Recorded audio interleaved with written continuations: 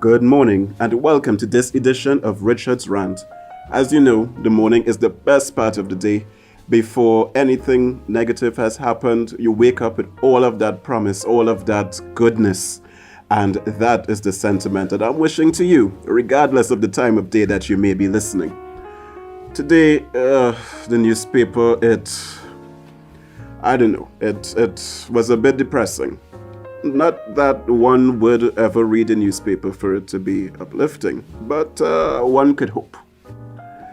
But it did get me thinking a lot on what it is to be a man or male.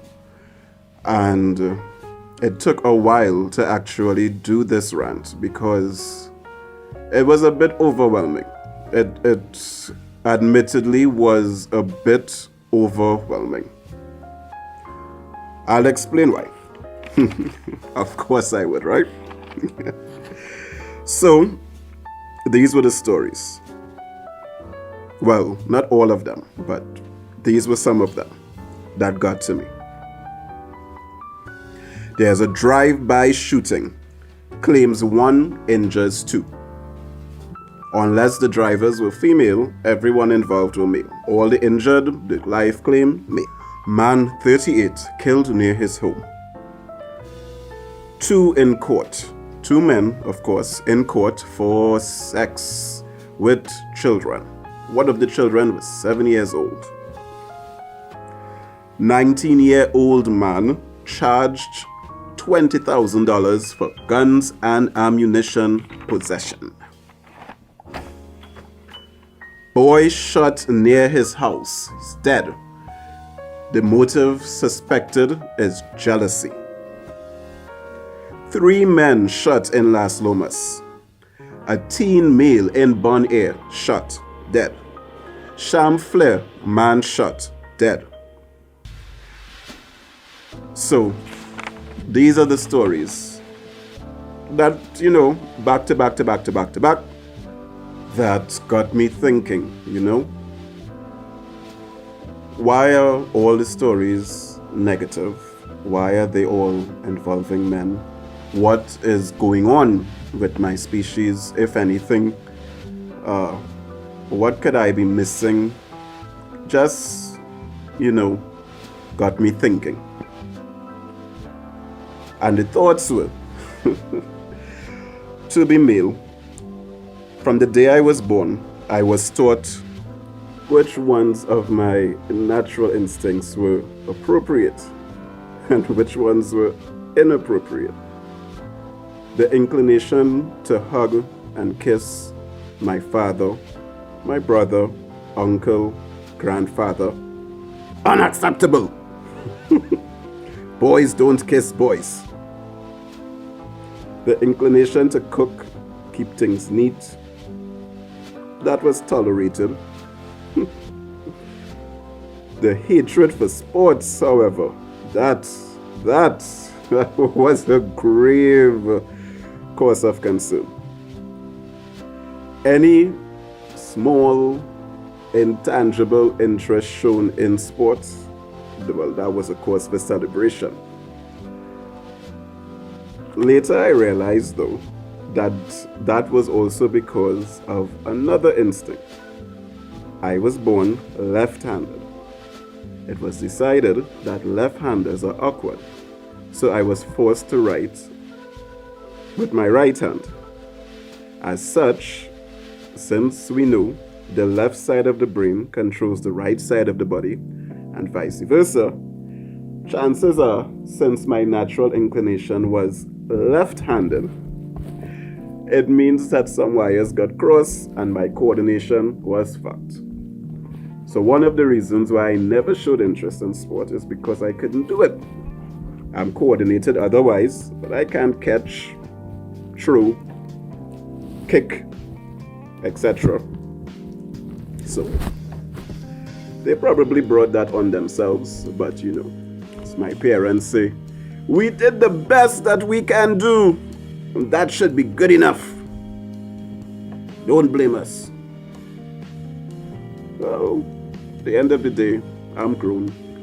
So, whatever. Academically, I did test well. I tested so well, I qualified to be in smart class. But, as fate would have it, I was the dumbest person in the smart class. Well, among the dumbest. But I did qualify.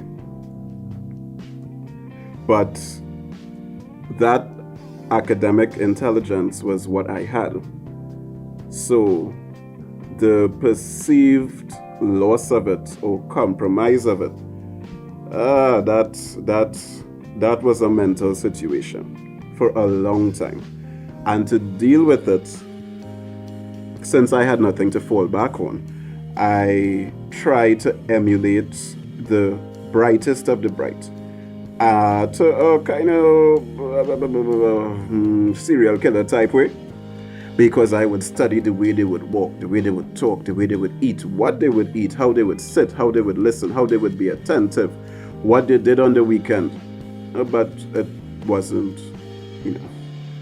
So I tried other things that I was told I should be able to do. Tried fighting, not for me. I would dare say I never lost a fight, but I would not say that I could fight either. But my go-to would either be, one, to talk myself out of it.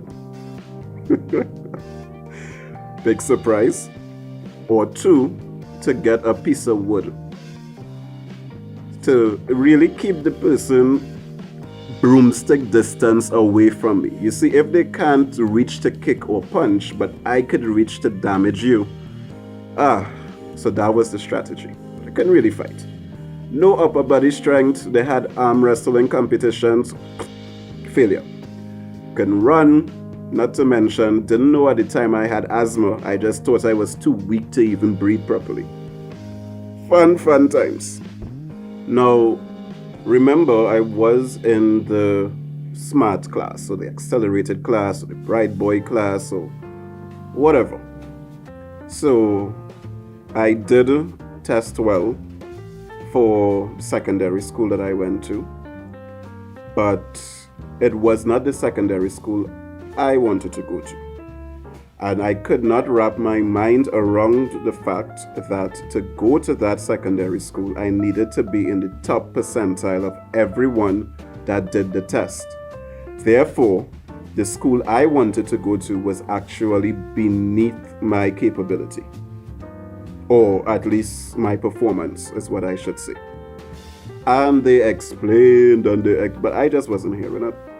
As far as I was concerned, everybody else passed to their first choice because they were better. And I passed to my second choice. My worth at that time was defined by the criticism of my parents. So when they were happy, I passed. Eventually, I came around to it, but wasn't really satisfied.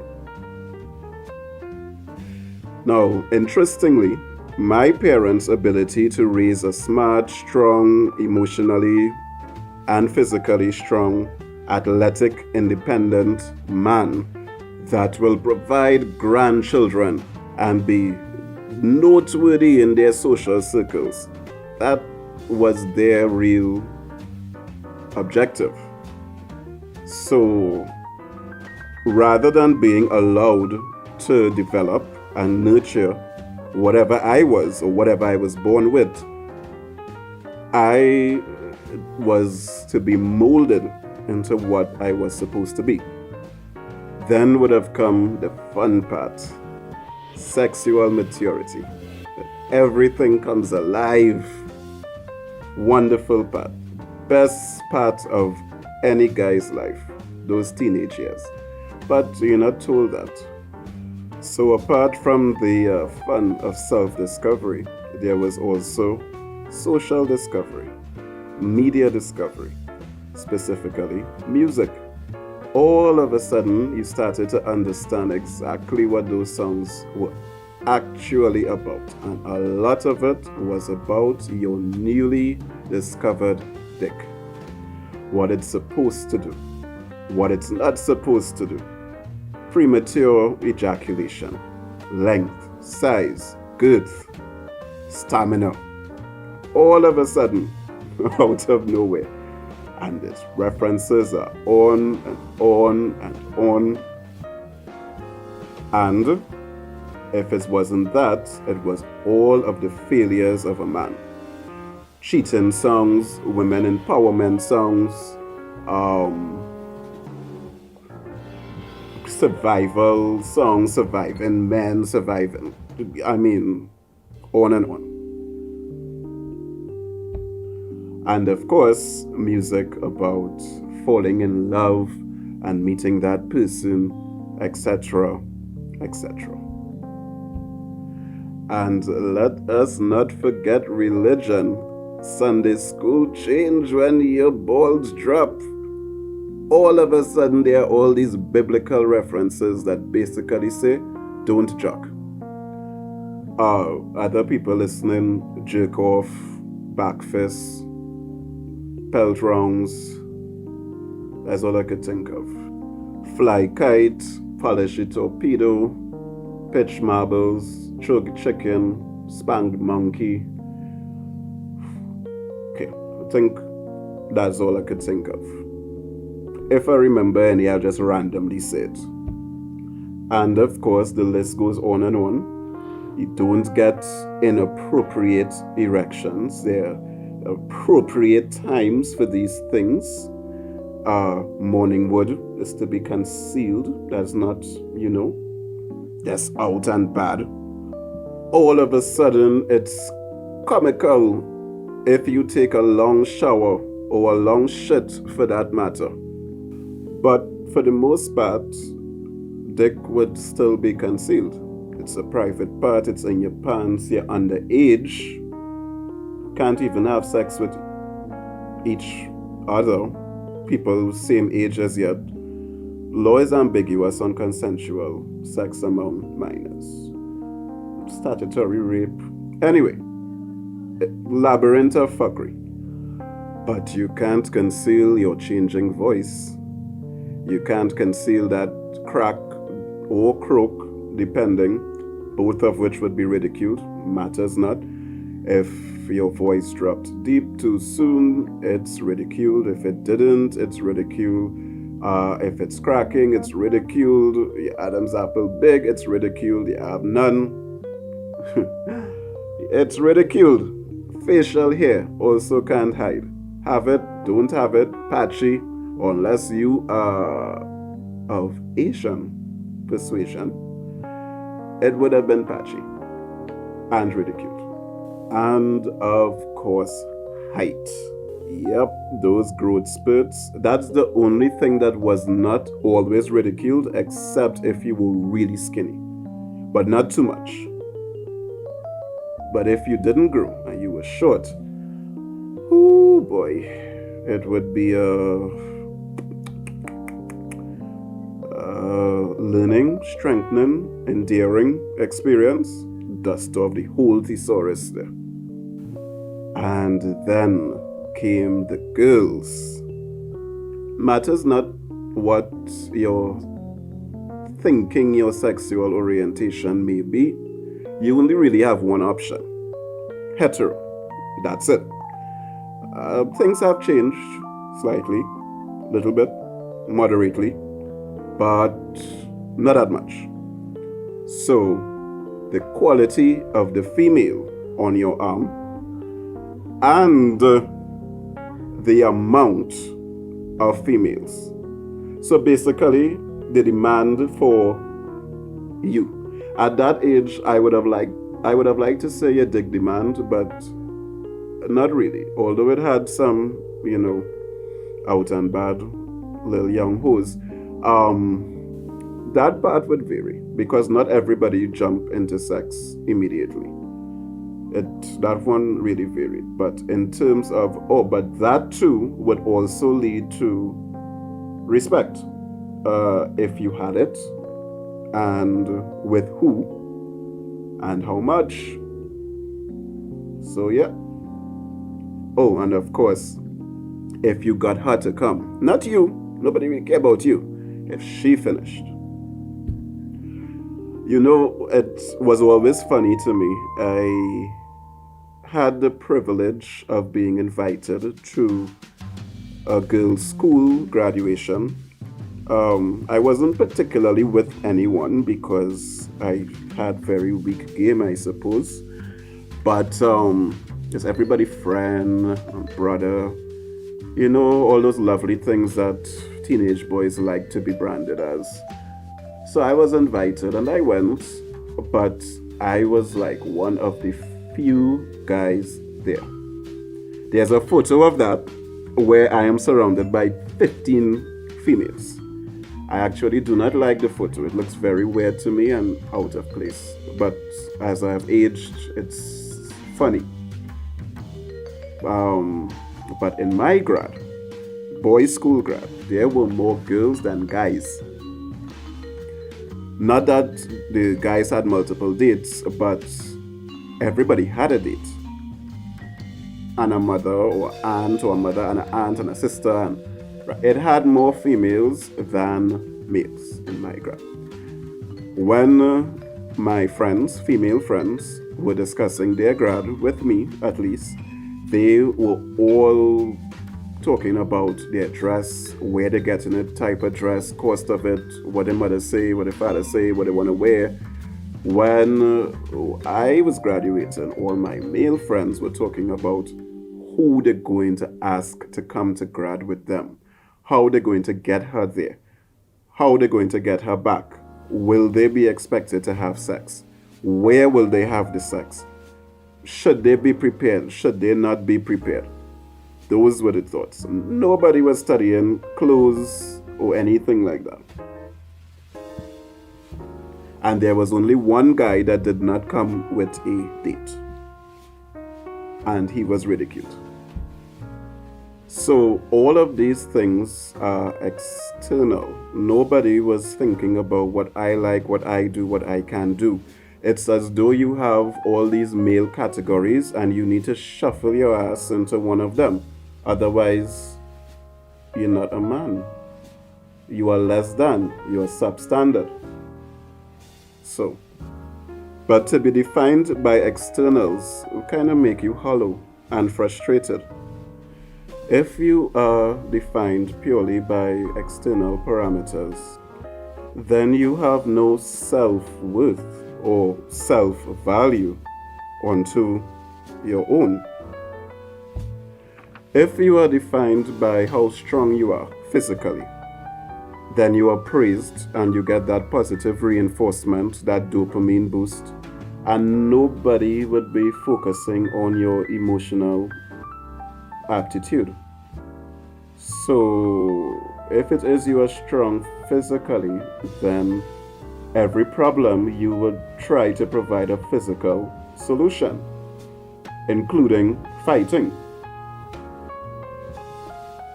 Yeah. If you got your man card because of your intellect, then every problem that you face, you would try to solve logically, like Spock, Star Trek. If you are defined by the quality, caliber, and frequency of females in your life, then you become a hoe. Now, we live still in a male-dominant world. Men are most leaders, men are most CEOs, men are most army people, fighting wars, whatever have you. And if this is the way that most men are raised, because although I spoke about me, my experience wasn't special, it wasn't unique. And it's also an amalgamation of, friends as well. So, can these people actually lead? Or is it basically just egos trying to still be defined as leaders, as strong, and as men, as opposed to looking at the needs of the many or even looking inward to themselves and defining themselves as to what they are and what they are capable of, and acknowledging their strengths and their weaknesses. I mean, look at how Cam and Uncle Didi fall out the other day, which is just unnecessary, and we still didn't get the COVID vaccine, so the amount of it, it still have a lacqueray and a pushkana going on with that. And look at this fuckery with Wassa and Watson Duke, whereby they actually did throw talk and pecan for each other, talking about each other's wife, which is just a graduation from when you were in school and you would talk about each other's mother. I mean, really, don't we at some point leave that shit behind? And to make matters worse, all of them have cocoa in the sun. So all of them supposed to be looking for rain. Watson Duke on a no-pay leave from Wassa because his wife have $25 million in contracts from Wassa. And this next one, Rowley wife, legal lawyer, legal firm, legal practice, also representing Wassa and making a truck ton of, a Wassa truck born amount of money. So nobody better than anybody is like pot and kettle. But they went down to that to prove, that's what they went back to. And these are leaders. In addition to that, the public servants have come out against Watson Duke, saying that they don't even believe in his leadership anymore, that they don't believe that he has their interests at heart. When it is he called for the strike from Wassa, many people just disregarded and went to work. Now he is putting pressure on what I think is the biggest ego of all, Colm Imbert. You see, I didn't even call him Uncle Colm or anything because I just think he's an ass. And he does look like he's dying. If it is, he could get like a male hijab over that situation. I mean, you had to be on TV and thing. You can't get a face. Or what about if you go incognito and you let somebody be your face or something? He does look like a villain from one of them superhero movies. Which is another thing that I could digress into, whereby those things that men are raised to emulate are also completely not based on reality. There are no male regular TV characters for you to aspire to be. Radioactive spiders don't exist. Krypton was never found. I guess you could be Batman. Alright, so by talking in my own rant, I stand corrected. Let's all aspire to get $1 billion and be Batman. Fight crime and shit. So, it's not realistic. But like I said, I digressed. So that man does look like a villain, like his face melting. I don't like to see him, and then everything coming out of his mouth does seem to hurt me in some way. If it's not raising tax or selling the gas stations or selling the pitch lake or privatizing Wassa or bringing in property tax or company tax or online tax.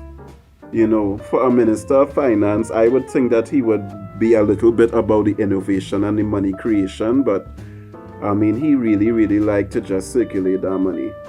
Give it in one hand and take it back. But Watson Duke put in pressure on this sminkling man to pay $7 billion in the renegotiated salaries for NIB workers. Where the fuck we getting that from, dude? And on top of that, alright, so your mouth big, alright, good. You have a big mouth, right? Okay, I glad. And you have a pretty wife. She, she fair skin. She had the long hair. She little shiny. Or you probably have some sexy children.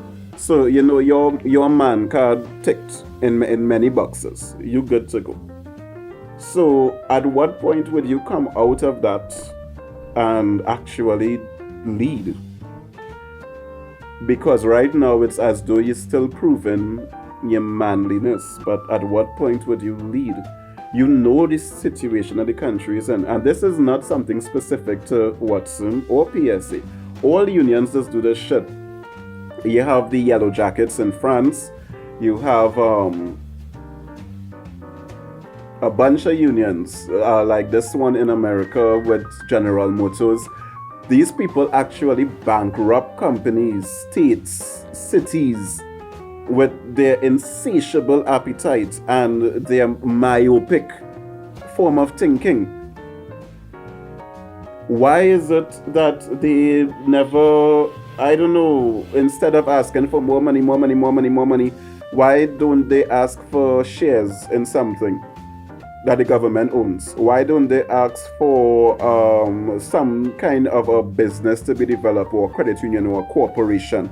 Why don't they ask for something like that that will add value, or discounts on commodities, or something like that instead?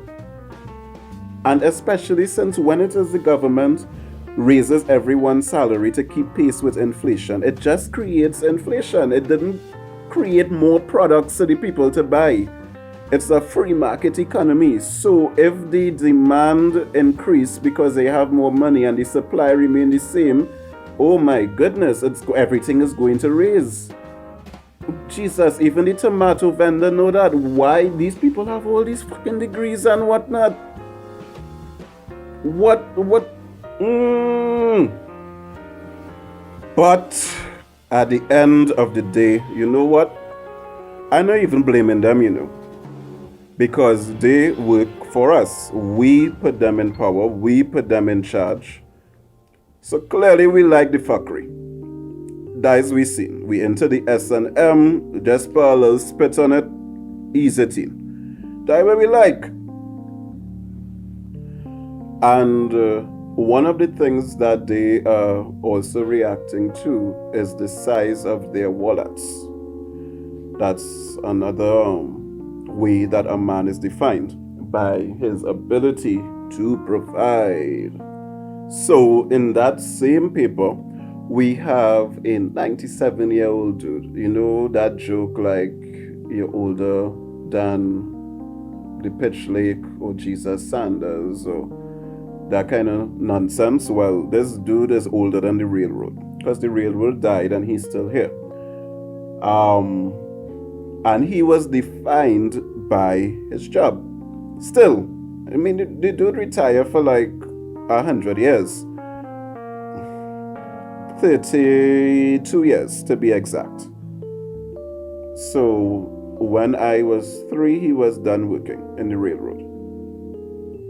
When I was born, it might have still have a railroad, and I must do some research on that. I could have ride a train. Anyway, and he was talking about, his life on the railroad and how he came in as a nothing and then he got promoted to the head of whatever, and he was in charge of making sure all the trains run on time, and he would be the first one at work and the last one to leave. But of course, they also have to talk about how he still managed to get a woman and have children, because all these things define a man, and then his grandchildren and whatever have you. And he's happy like Pappy at 97 still. I don't know what this man liked. I don't know what he was into. I don't know his hobbies. I don't know his interests. I don't know his views on anything. What I know is that he get a girl, he makes some children, and he had a job. And everybody is okay with that. And then way across the world in China, I believe, I stand to be corrected, but that place that had the tsunami with the nuclear reactor and everything went boom, and then sploosh and all these people died. I'm not making fun of it, it's just the way I talk. I apologize. His wife sent him a message asking him if he was okay and telling him that she wants to go home. And she was never heard or seen again. So to this day, he is looking for the remains of his wife and to take her home. It's a beautiful story, don't get me wrong, but that is all they spoke about, because again, we are defined by our ability to find a mate and fidelity. No interest in where this man was, what he was doing. I assume they have no children because they would have mentioned that. How it is he's supporting himself. Did he get medical attention? Did he get psychological attention? No. He looking for his dead wife. That is all we need to know. Similar to all of those stories. Man dead. That's it. Man shot. That's it. Man shot. That's it. Nothing more. What were they involved in? Why were they shot? What are we doing about it? We had a teenage boy that went missing. He's 17 years old. And the boy, apparently, according to his parents, now because always, yeah, he was a good boy. But this one apparently was really a good boy. He went to the point where he was growing out his hair. And again, the police defined him as a criminal. So he cut it. And we don't even know how this child died. His parents reported it. His parents begged the police to do something. His sister, his older brother, the police didn't do anything, according to them. And I believe them. And they're saying, why? Is it because he was a boy or is it because he was black? I believe it was just because he was a boy, to be quite frank.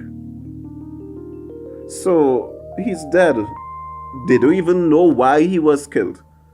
And they put his body below 2 pieces of galvanized. His mother in pieces. But the media cycle moves on. 17-year-old boy dead. That's it. We, meaning men, have to define ourselves for ourselves. We have to decide what we are for ourselves, regardless of what the fuck it is. And we need to redefine what being a man is, and then throw it away. And talk about what being an adult is. What is being responsible. What is your role and my role in the bigger picture. And not about meeting norms and standards and stereotypes or measuring up to expectations, but about being the best you that you could be. That's it. Just do your best and throw away all those other things. And for the love of self, my biggest pet peeve, stop defining yourself through a vagina. Stop it.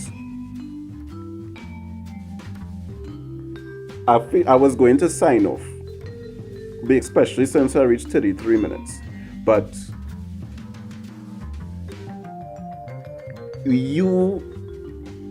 anybody listening, men or women, need to understand how wonderful dick is. It is this is the only thing that does actually make life from nothing. And nobody does take it on. As you listening to this rant, you make about 50 billion sperm from nothing. We don't even know where it make from. If it make from the food you just eat, if it eats in your body tissue, we have no idea. You just make it and go about your day. Normal. It don't bother you don't bother it. That is the only organ that does do that. Women just get the credit for creating life, but they don't. We do. You all need... Women can't even properly jerk or gel off, as is the correct thing. They don't get the same sensation from it. You can stick your dick in anything and become content and satisfied. Stop is not a battle of the sexes, but it's for you to understand that men have value. And that value should not be because of a woman. It should not be because of a wallet. It should not be because of a strength or a weakness. It should be defined by the character and the strength of that man to exercise ethics, morals, values, judgment, and just be a good human being. So now I'll sign out. You all, as usual, do the best. Just do the best. Just do the best that you could do. That doesn't mean every day will be a good day, every day would be all right, every day would be fantastic. But just do the best that you can do with that day and make sure it's not at the expense of anyone else. Never at the expense of someone else. Thanks for tuning in. Bye bye for now. Bye.